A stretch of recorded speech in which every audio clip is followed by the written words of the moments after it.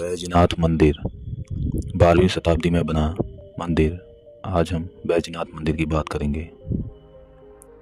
दोस्तों, कत्यूरी राजाओं का आगमन अयोध्या से उत्तराखंड की तरफ 6वीं शताब्दी में हुआ था तथा यहाँ आकर उन्होंने अपने राज्य का नाम कूर्मांचल कहा।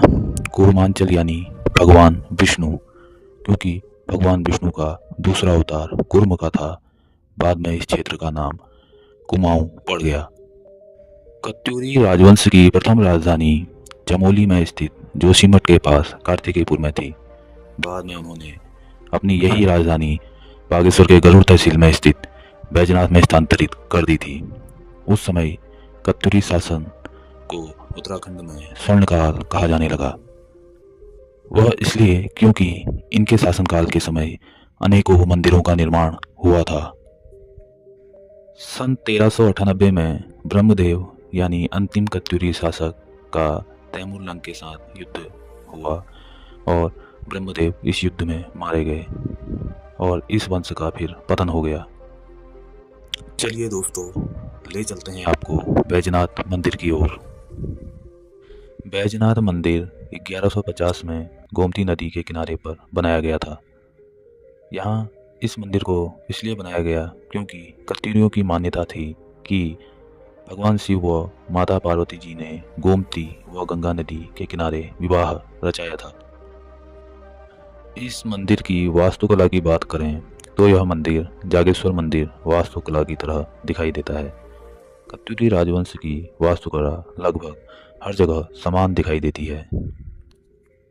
वैसे बैजनाथ मंदिर असल में एक मंदिर ही है जो कि अलग अलग भगवानों को समर्पित है।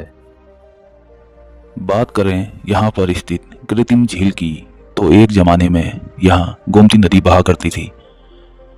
साल 2007 से 2008 के मध्य यहाँ कृत्रिम झील निर्माण की घोषणा हुई और 14 जनवरी 2016 में इस कृत्रिम झील का उद्घाटन किया गया। आइए जानते हैं यहाँ पर स्थित रहस्यमय पत्थर के बारे में। बैजनाथ मंदिर में एक छोटा सा रहस्यमय पत्थर भी हुआ करता था। लोगों का मानना था यह गोलाकार पत्थर जमाने में भीम की गेंद हुआ करती थी। आश्चर्य की बात यह है, यह गोलाकार पत्थर 9 उंगलियों की मदद से ऊपर भी उठता था, लेकिन यह प्राचीन शिला साल 2020 में टूट गई। इसके टूटने का कारणों का पता नहीं चल सका। लोग इस पत्थर को भीम की गेंद कहा करते थे। बैजनाथ मंदिर की वास्तुकला का जायजा लें तो 11वीं शताब्दी में बना यह मंदिर हमें यह याद कराता है कि अतीत में भी लोग कुशल इंजीनियर हुआ करते थे। अगर बात करें इस मंदिर की मुख्य मूर्ति की तो मुख्य मंदिर के गर्भगृह में प्रवेश करते ही एक शिवलिंग विराजित है। साथ ही माँ पार्वती की काले पत्थर से बनी एक अद्भुत प्रतिमा लगी है जो कि कांसे की मूर्ति होने का भ्रम पैदा करती है। तो दोस्तों, बैजनाथ मंदिर बागेश्वर के बारे में यह महत्वपूर्ण जानकारी आपको कैसी लगी? कमेंट में अपनी राय जरूर दें। साथ ही साथ उत्तराखंड के प्रत्येक मंदिरों का इतिहास आपको भविष्य में आने वाली वीडियो में मिलता रहेगा। तब तक के लिए धन्यवाद। 14 जनवरी 1921 मकर संक्रांति का दिन था। दोपहर के करीब 1:30 बज रहे थे। सरयू नदी के किनारे हजारों लोग उत्तरायणी मेले में शरीक होने आ रहे थे। सरयू और गोमती नदी के संगम पर स्थित यह जगह सरयू बगड़ नाम से भी जानी जाती है। इसी जगह कुमाऊं परिषद के कुछ नेता करीब 10,000 लोगों की जनसभा को संबोधित कर रहे थे। कुमाऊं परिषद के करीब 50 नेता कुछ दिन पूर्व ही बागेश्वर पहुंचे थे। इनमें मुख्य रूप से बद्रीदत्त पांडे, हरगोविंद पंत और चिरंजी लाल थे। जनसभा कुली बेगार आंदोलन पर हो रही थी, जहां कई नेता कुली बेगार के खिलाफ हुंकार भर रहे थे। जब बद्रीदत्त पांडे जी की बारी आई तो जोशीले अंदाज में बाबा बागनाथ जी की शपथ लेकर उन्होंने कुली बेगार को कभी न मानने का आह्वान किया और जल्द ही सभी लोगों ने सामूहिक रूप से शपथ लेते हुए कहा, हम कुली नहीं बनेंगे।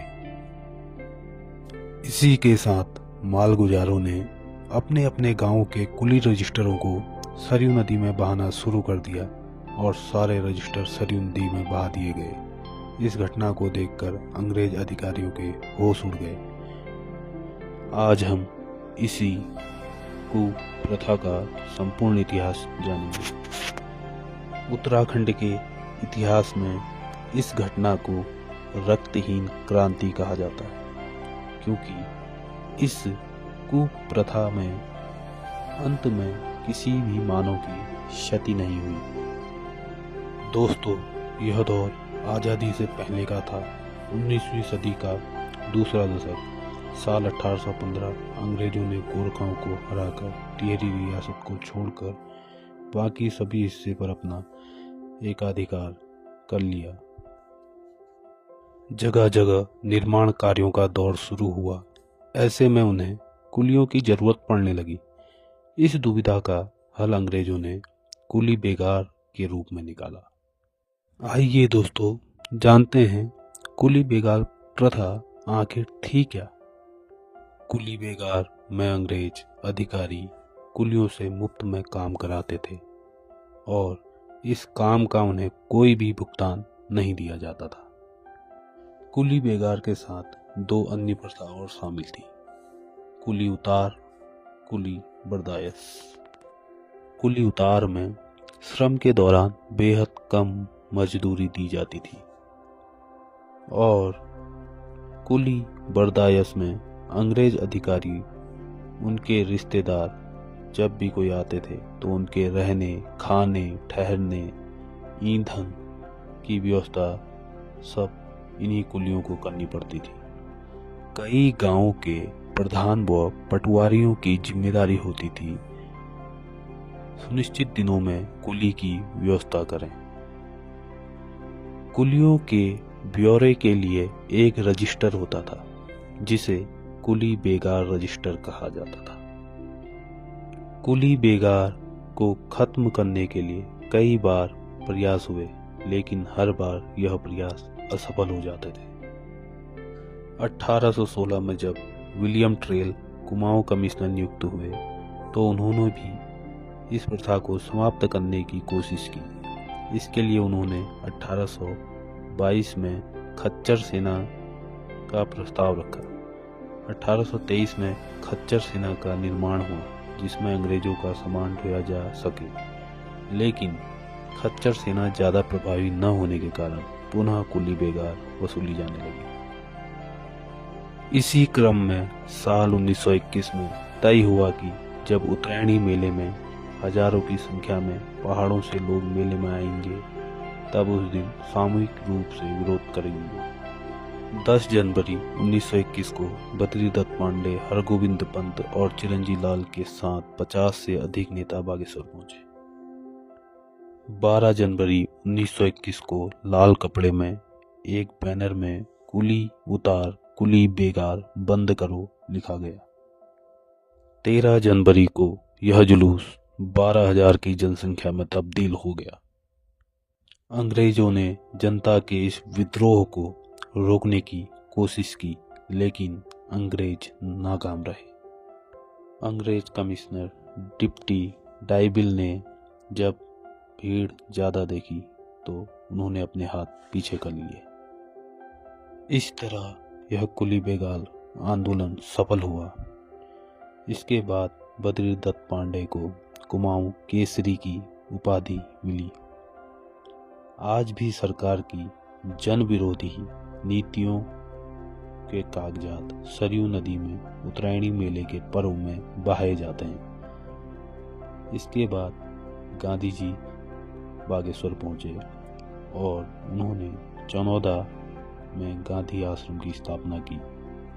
तो दोस्तों, आपको यह जानकारी कैसी लगी, कमेंट में अपनी राय जरूर दें। साथ ही साथ चैनल को लाइक, शेयर और सब्सक्राइब करना ना भूलें। धन्यवाद।